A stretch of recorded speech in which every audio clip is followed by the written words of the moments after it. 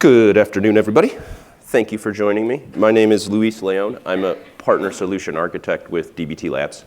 And in my role, I get to support our partnership with AWS. So I'm joined on stage by two solution architects as well from the AWS side. And we're going to be talking to you a little bit today about DBT, AI, and a new product from AWS, Kiro, which is an IDE integrated development environment with some really nice features and AI-assisted tools. So first, I will let my partners in crime today introduce themselves, and we'll get into the agenda.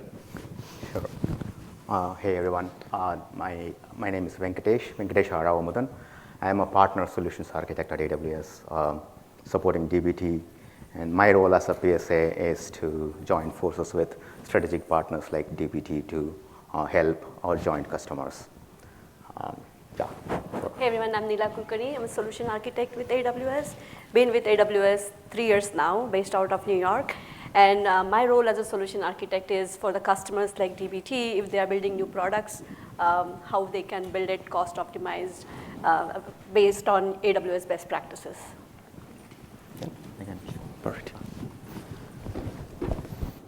So today's agenda, we're going to do some very, very high-level primer on some of the agentic terminology and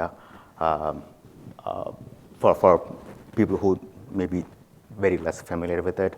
And then we're going to take a look at Amazon Bedrock AgentCore, and then some primer on MCP and Kiro, the latest IDE that Luis spoke about, and take a look at DBT MCP server. Luis will talk about it.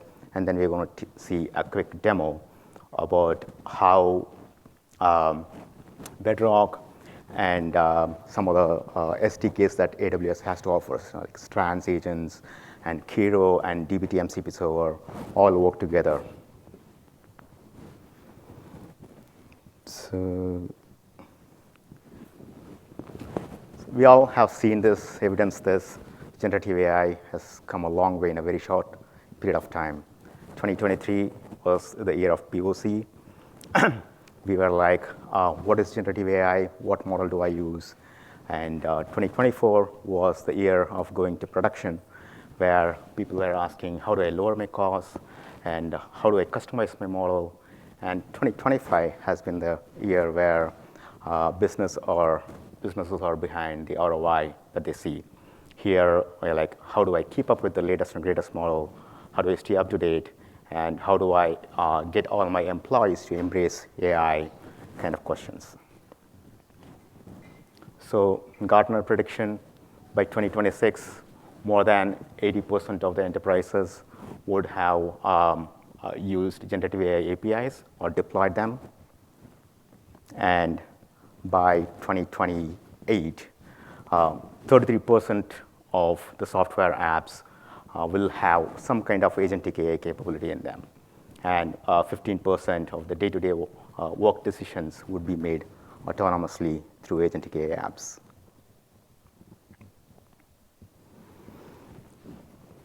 So now, taking a look at how, from AWS, we see the generative AI development stack as, we see it as 3 layers. The bottommost is the infrastructure layer, where if you want to build your own model, or if you want to fine-tune or train your model, you need MLOps governance feature. All that is being offered to you by SageMaker AI. And if you want purpose-built chips for training your model or driving inferences, you have that covered there. And in the middle layer, you see the AI and agent development software and services.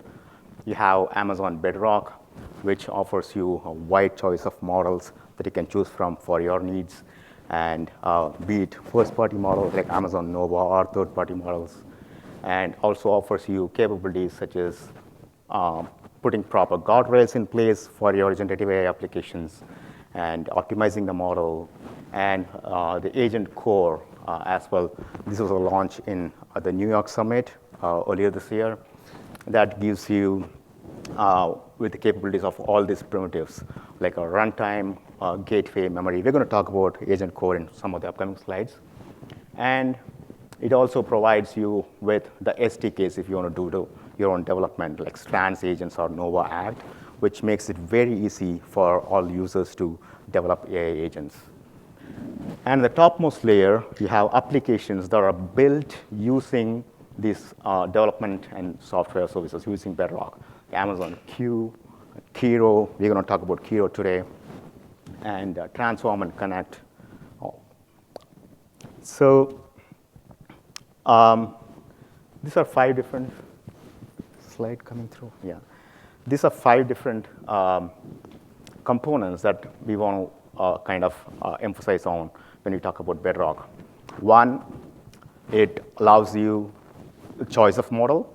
What model you choose it's your choice, and it allows you for optimizing the cost, latency, and accuracy very effectively by means of various different consumption modes, features, and models that you can balance cost with.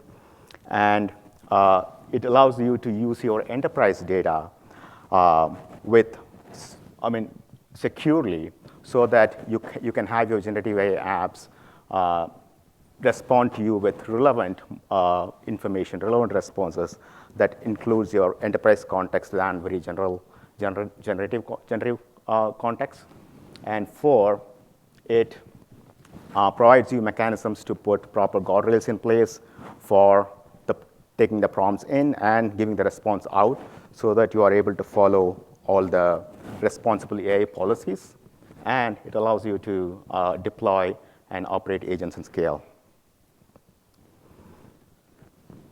So a very bird's eye view of what agentic AI is. Agents are autonomous systems that can perform multi-step tasks on behalf of humans. They do it in 3 steps. 1 is planning. They break down the high-level objective into tasks. 2 is action. They use tools and knowledge bases and other agents to accomplish those tasks. 3 is reasoning. So they iterate over the first 2 steps till the objective is met. So 3 steps: plan, act, and reason.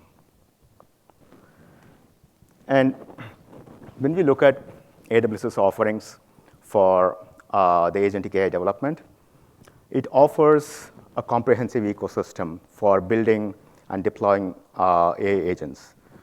For various different personas. If you are a builder, you have services for that. If you are a business user, you have services to use to develop your own agents by yourself as well.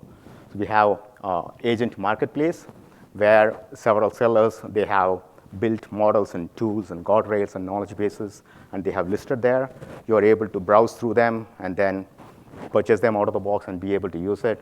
And if you want to build your own agent, you can build them on Bedrock, or you can use these Strands or Nova Act SDKs to build them as well. They're pretty, building with those SDKs is pretty lightweight. And all of them are sitting on top of this agentic AI foundation, which is Amazon Bedrock AgentCore. So building agent is relatively easy, but thinking about that at the production scale is a whole different game. If you see the slide, you build one agent, and that could, in turn, invoke a bunch of other agents and tools inside your department, which could also, in turn, invoke a bunch of other agents and tools in the enterprise. Again, that goes into an external world through MCP servers and all. So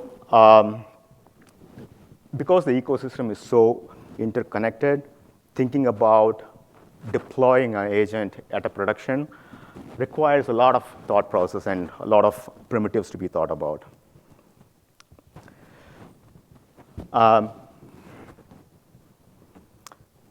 So Gartner, they predict over 40% of agentic AI projects will be canceled by 2027.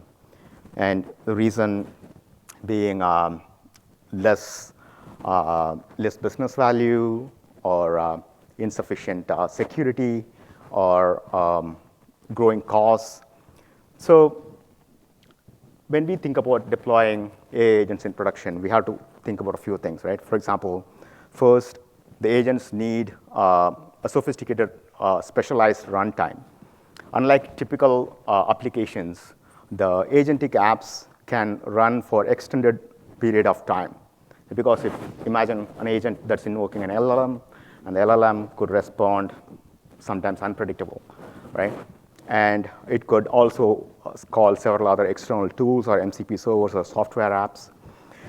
And second, we need the agents to be able to have memory, like short-term and long-term memory retention, so that it can retain the context of what is being spoken or what is being asked now, and also at the same time have relevance to pull from the history of medium to past long-term happenings.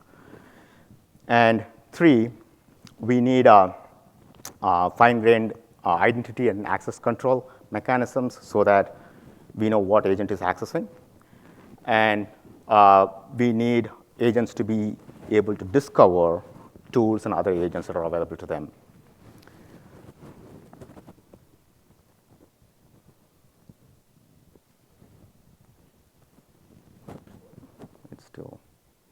And this is where Bedrock AgentCore comes in. So it offers you with flexible choice of model. It focuses on time to value so that you can focus on just building your agents or apps and not about any infrastructure overheads. And it allows you to deploy your agent secure, scalable way into production.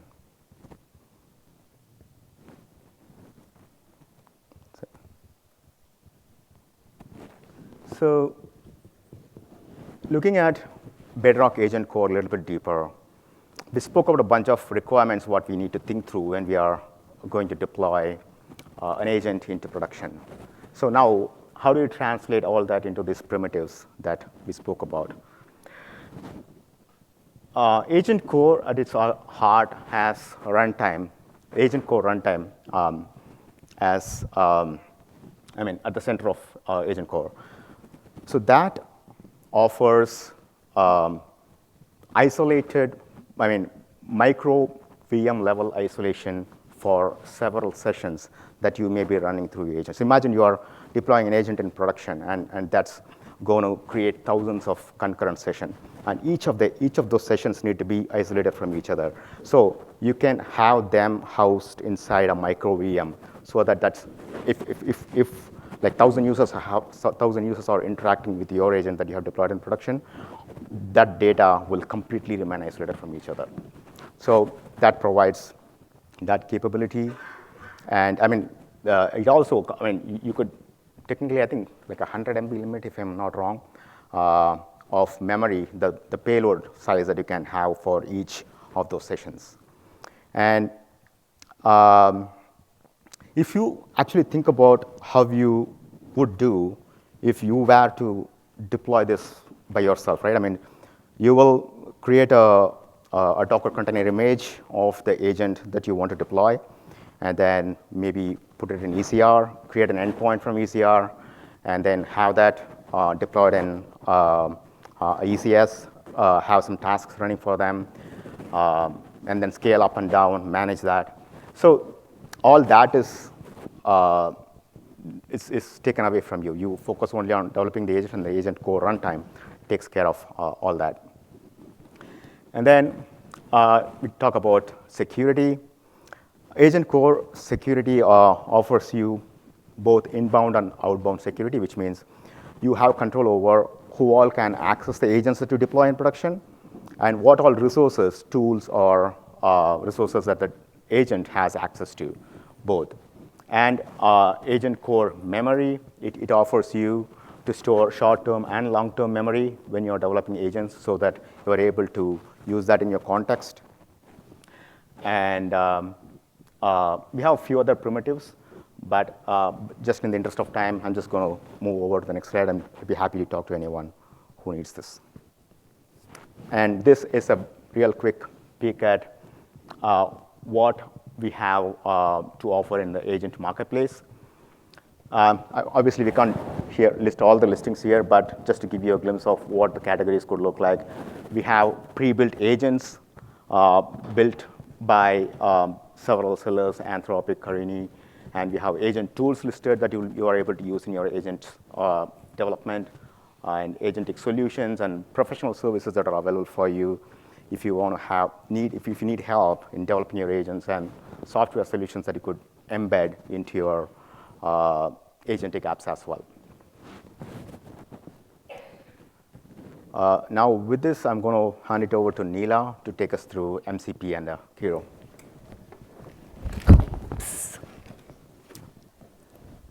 Can you hear me? OK, perfect. Who is going to answer this question? What is MCP? No one?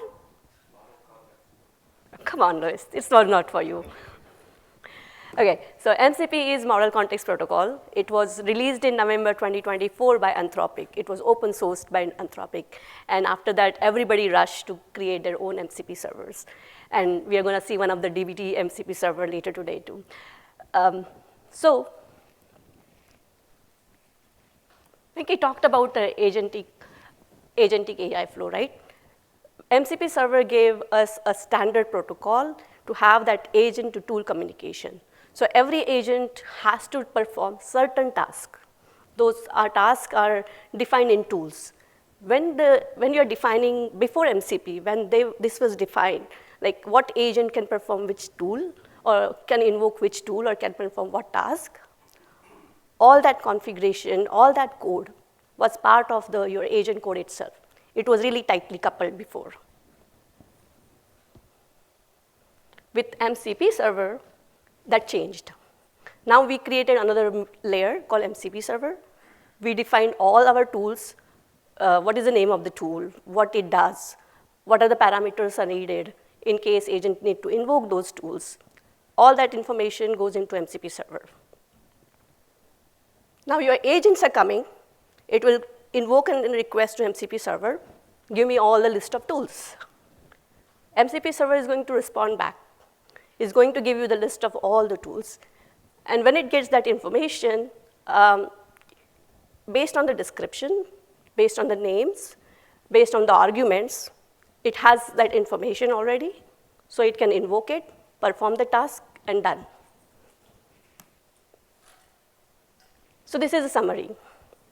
Before MCP, everything was tightly coupled. So if you have to scale it, if you had to add more tools, if you have to maintain it, it was difficult.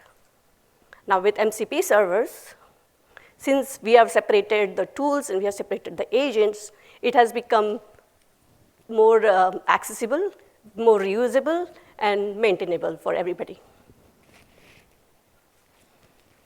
And this is the main important part of this session, Kiro.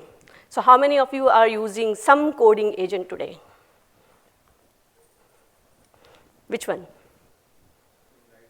Yeah. Not IDE. The coding agent is some AI tool. OK, what about you? You also raised? OK. So Kiro is one of the IDEs that we have released in July 2025. It's in public preview right now. And it's an AI IDE, basically, AI-based. So what it does is, this is how it looks. Just like if you're using VS Code today, it just simply looks like VS Code. And it gives you that, what it does is basically it is simplifying the way. You are using the existing IDE, but behind the scene, it is automatically integrated with AI agents. It has automated development workflows. So I don't know whether you have heard about copilots, cursors.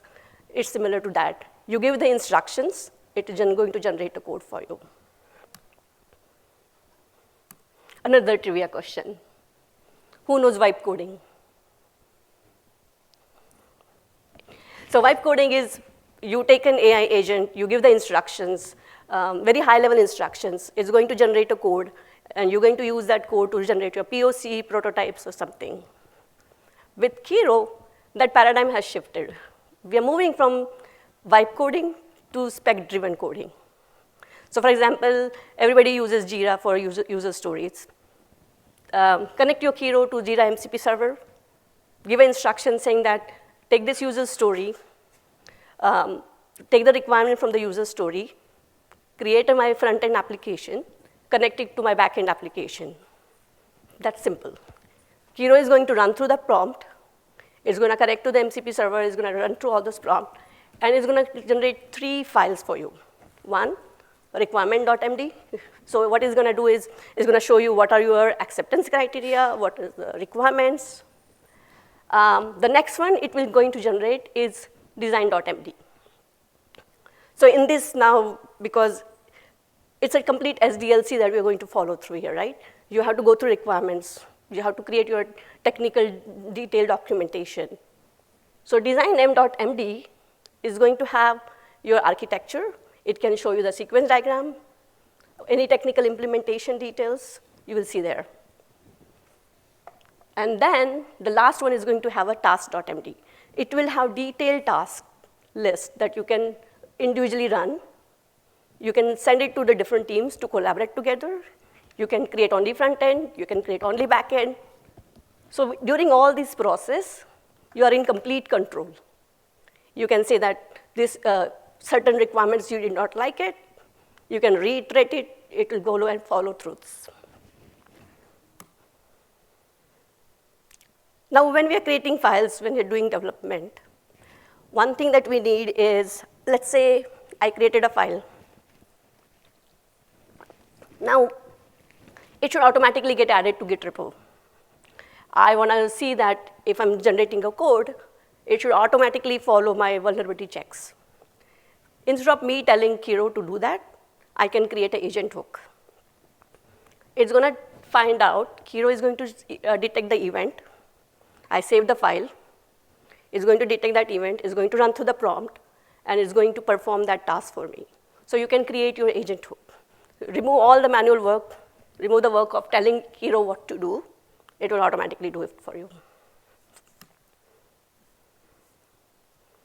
The next one is important. When you're generating the code, you need to provide context. Now, let's assume that you are creating some AWS architecture. You want to know, I'm trying to build a serverless application. Give the instruction to Kiro. Connect all the AWS MCP servers that you have to the Kiro, and Kiro is going to generate a diagram for you. It's going to generate architecture diagram for you. So we need to give the context for documentation. We're going to give them APIs. You can give the knowledge base. You can connect MCP servers. Just above all, let's assume we do a lot of whiteboarding sessions. We go in the meeting room, we decide how we want to build application. Take a picture of that application, whiteboarding, give it to Kiro. Kiro is going to generate code for you.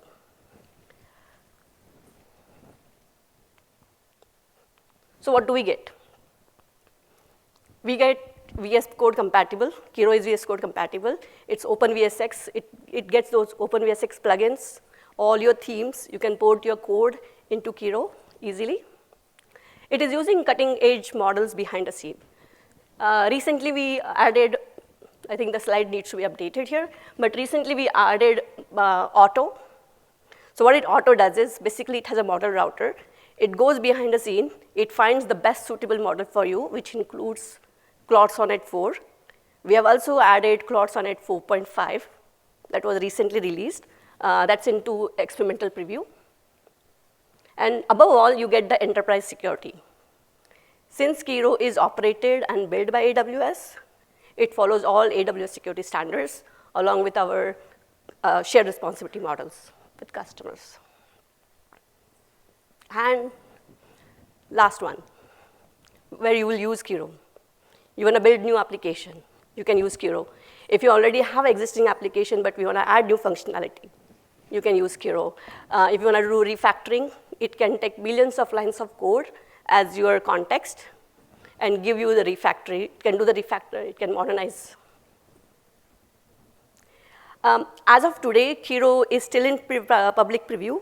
And if you go on to kiro.dev, you'll see it shows you waiting list because there was unprecedented demand for Kiro.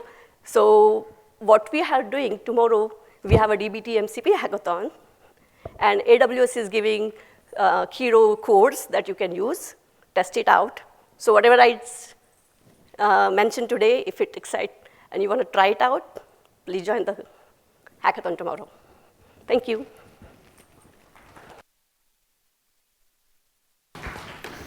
All right. Thank you, Neela. Now that we've heard from Benki and Neela about some of the tools that AWS provides to work with AI and the DBT MCP server, I want to show you a little bit of what it looks like in action. So I'll move pretty quick today, but just another plug that if you are interested in any of this, you want to get hands-on, please do check out the hackathon tomorrow. You'll be able to get hands-on with Kiro, as well as the DBT MCP server, and start to solve real problems of your own. So what I want to walk you through today is how I was able to use Kiro to spin up really, really quickly an agent that uses the DBT Fusion engine. And it's able to take the context coming out of that Fusion engine and feed that back into the AI to help build and run your pipelines fast. So before I dive into actually showing you what's going on here, what we're going to see is how you can use Kiro here at the center of your place to not only build DBT projects, but also execute pipelines, models through the MCP server, all powered through the AI models in Kiro, and all with the security you would expect from AWS services. So let's hop in and see what this looks like.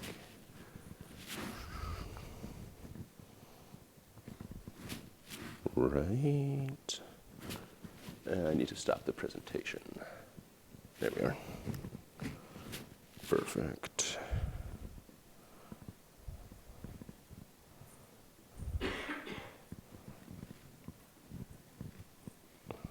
Sorry, I have lost my mouse.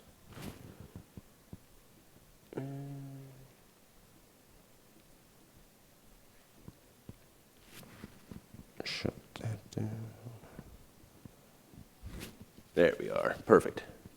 Now you know it's live. Cool. So what we're looking at here is Kiro. So the first thing I want to do is actually create a new session here on the right. And right now it's just connected very directly, kind of vanilla, to my DBT project. So you can see on the right-hand side here that we do have that MCP configuration. It's just not currently enabled. And I want to give you a sense of kind of what you can do just out of the box here. So I can just ask it, can you please tell me about my DBT project? And what I think is so nice about working with DBT and AI is that DBT is such a standard structured format. You know, each project has its own kind of structure, and there's so much information built into even just the file system and how it's laid out. And that type of information is perfect for this kind of AI use case. It's able to read through my project. It's going to tell me exactly what models it's analyzing, what they're used for, which ones are popular. And again, this is all purely just the agent reading my project, kind of doing this out of the box. But let's do a little bit better. Let's ask it, are you connected to any MCP servers?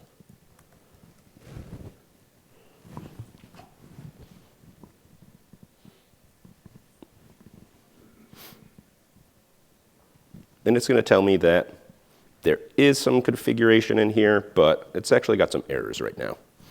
If I want, I can let Kiro fix it, but because I introduced this error myself, I can also just re-enable this server here. And so you'll see now, as we connect on the right, I get access to all these specific DBT functions. So the ability to pull metadata, run pipelines, really anything you would do within DBT itself.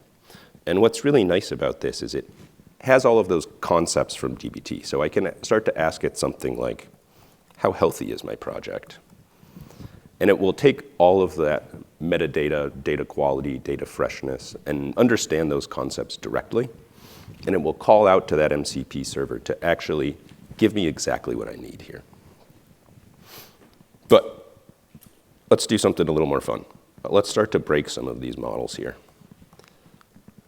Something that I know won't actually run in the warehouse, and give you a sense of how the Fusion engine plus this new MCP AI workflow can really unlock a lot of powerful things. So I'm going to fire up this agent.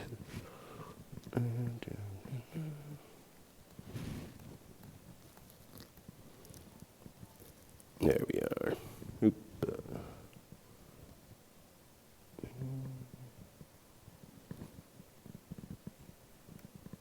It should be called agent.py. Perfect. Yep.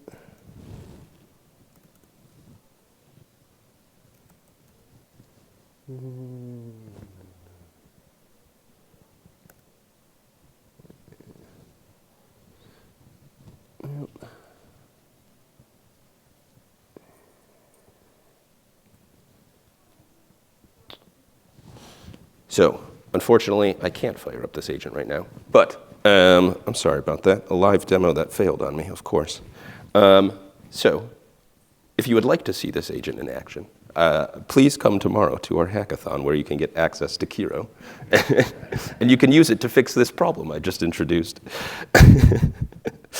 Well, so not the finale I was hoping for, but thank you all for coming, and I do encourage you, please stop by tomorrow, 11 to 2 p.m. Will be a hackathon where you can get hands-on with these tools and probably build something better than this. So thank you all for the time.